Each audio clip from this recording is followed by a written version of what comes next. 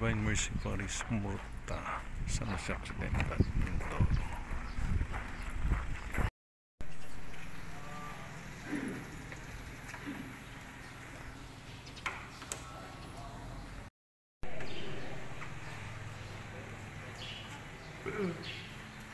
At matapos kutyain, kanilang inalisan siya ng malapan.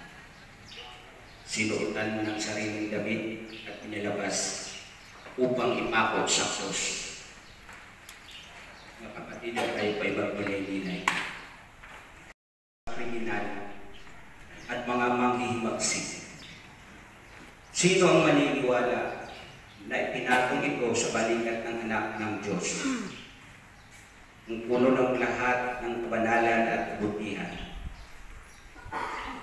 Sa kabila ng lahat, tinanggap mo ito ng buong kababaang loob. Sapagkat, alam mo na, ito lamang ang paraan upang kami ay maligtas mula sa walang hanggang kaparusahan. Krus namin ang krus na tinatanggap mong kasanin. Ang krus ng aming mga kasalanan. Ang krus ng aming mga kahinaan, ng aming mga pagkasira ng loob, ng aming mga pagkabigo at ng aming mga kasamaan. Man magbigay ng mga pasalin sa aming kapwa. Dahil sa aming mga kakulangan, magiting nawa naming masalin kasama mo ang krus ng aming mga ang araw-araw na tungkulin. Ama namin, sumasalamin ka, samayin ang ngalan mo, sa amin ang aral mo, sundin ang loob dito sa lupa para magsalala.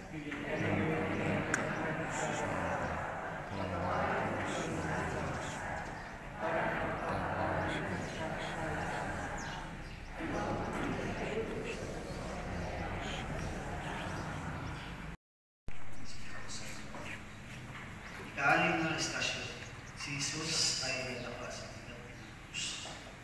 Sinasampagan namin at pinasasalamat ng Panginoong Kristo.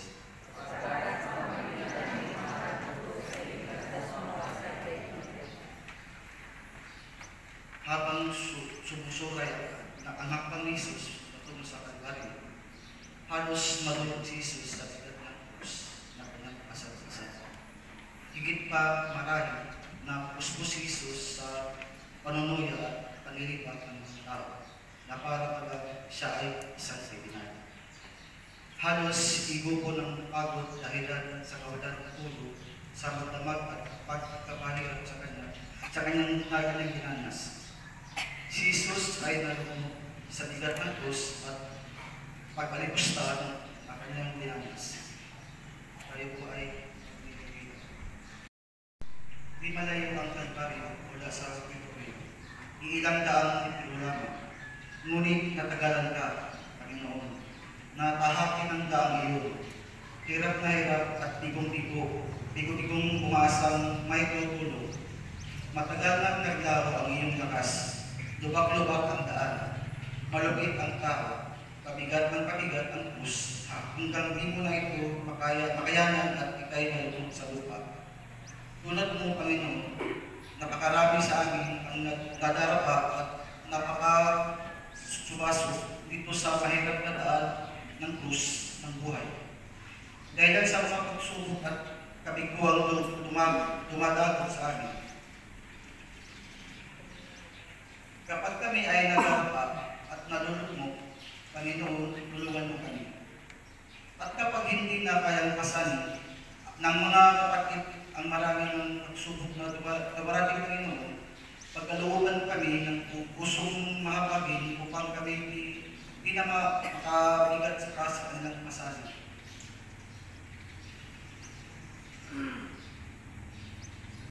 Ang karyan, sundin ang loob mo dito sa lupa para sa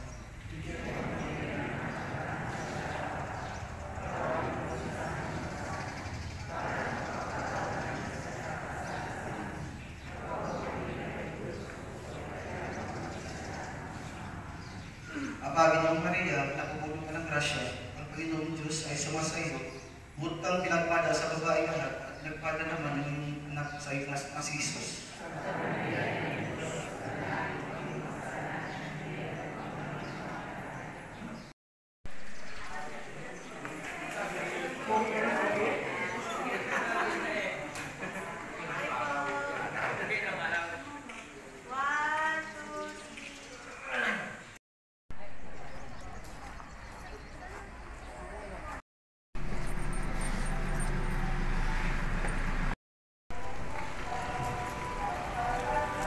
Nagbay.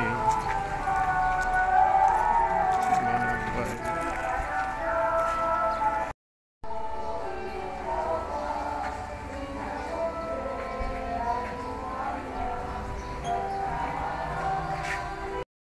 Ang ikapitong istasyon. Tinulungan ni Jesus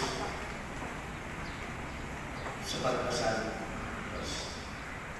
sa ngalan ng Jesus. Amen.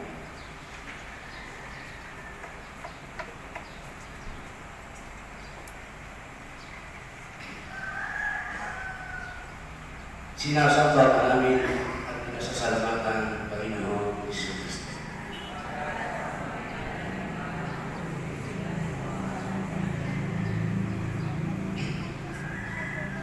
Nakasalubong nila ang isang lalaki galing sa Jordan na si Simon na taga-Sirene, ama ni Alejandro. Pilit nilang ipinakasal sa kanya ang krus ni Jesus.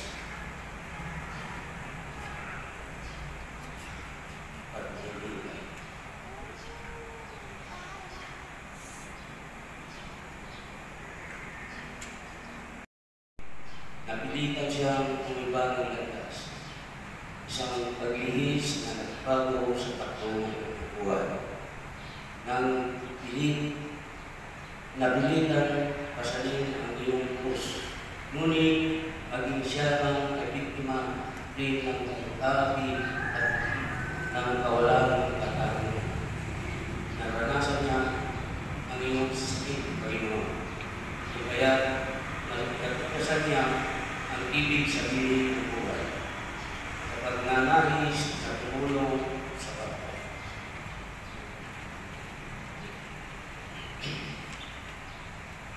Magsuko ka ng maraming tulad ni Simon ng Sirene.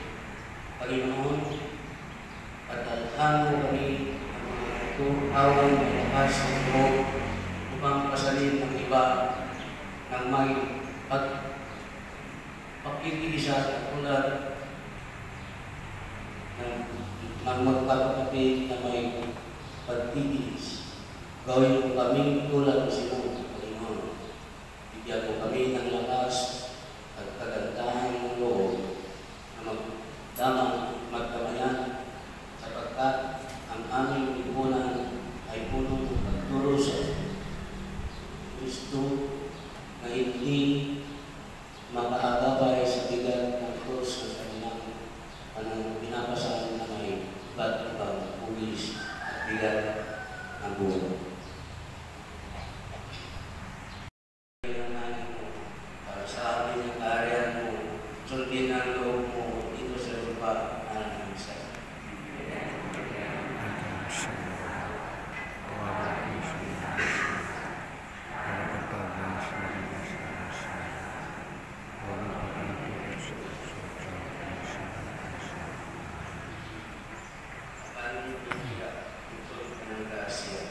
Ang Panginoon Diyos ay sumasa iyo.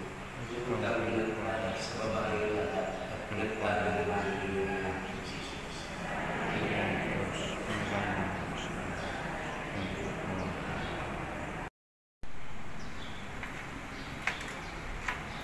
Sa ngayon na Ama ng Anak ng Espiritu Santo.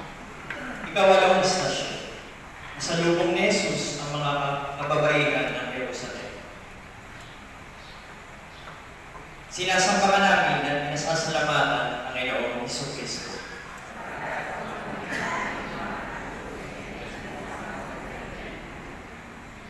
Sinusundan si Jesus ng maraming tao kabilang ang mga babaeng nananagpoy at nananambitan dahil sa Kanya. Nilingon sila ni Jesus at sinabi sa kanila, mga kababaihan ng Jerusalem, huwag ninyo akong tanisan.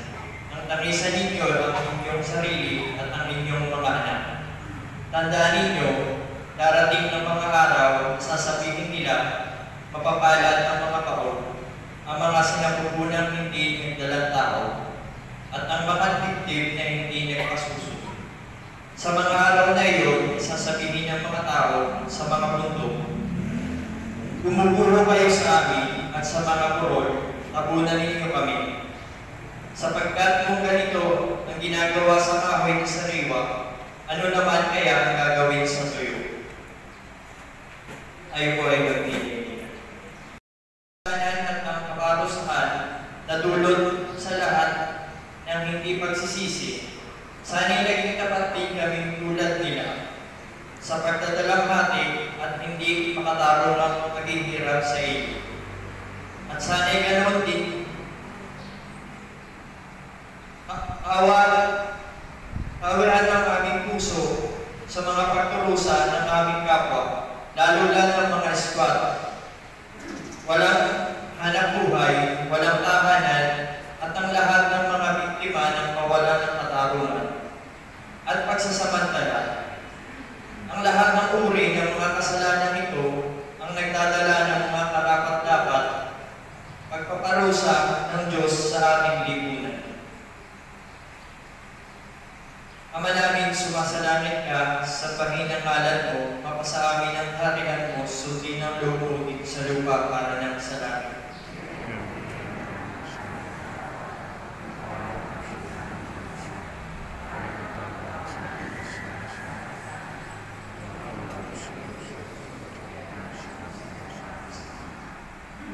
Aba, Birhen Maria, napupuno ka ng grasya, ang Panginoong Diyos ay sumasayo. Bukod kang pinagpala sa babaeng lahat at pinagpala naman ang iyong anak na si Jesus.